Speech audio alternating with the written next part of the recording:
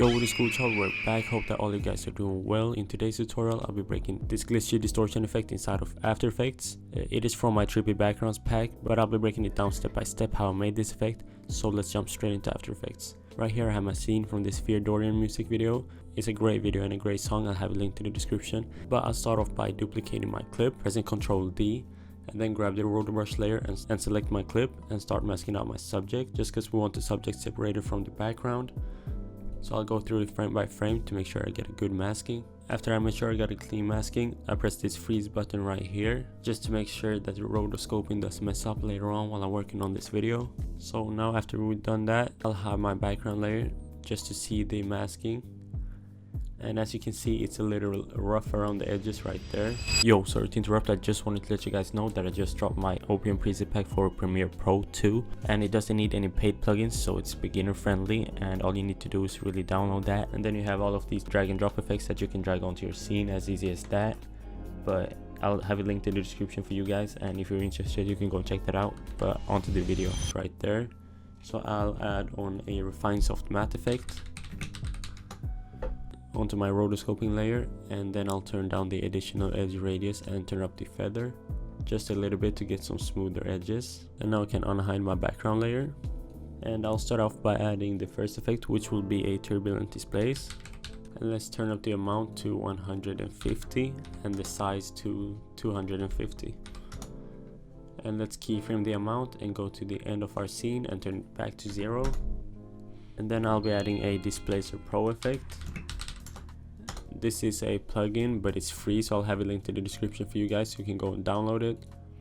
I'll turn up the X factor to 50 and the rotation to -50, and then keyframe both of them, and then go to the end of our scene and turn them both back to 0.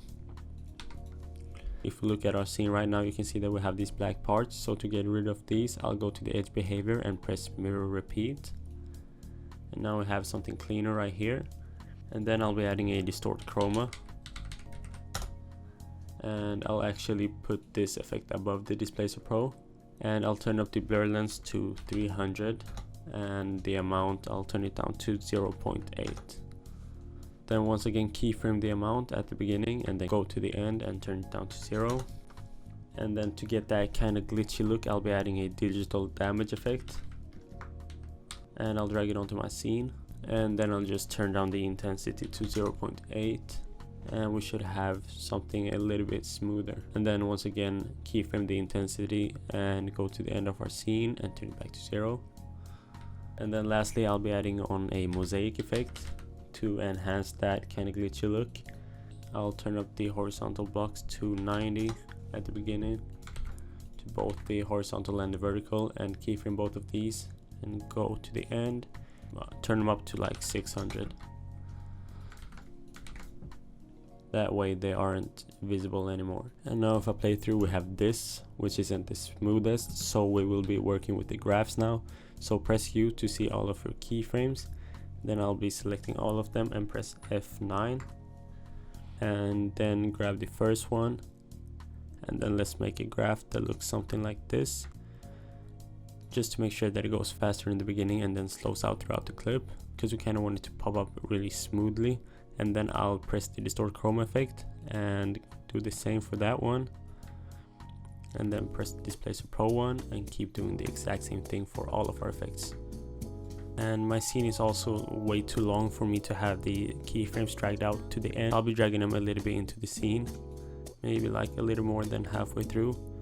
And now after doing that, I have this, and I'm pretty happy with how it looks. It turned out great, which includes 15 different trippy effects, which you can simply just drag onto your scene. It's really easy to use and a great time saver, so if you're interested, I'll have a link to the description. But thank you guys so much for watching, and I'll see you guys in the next one.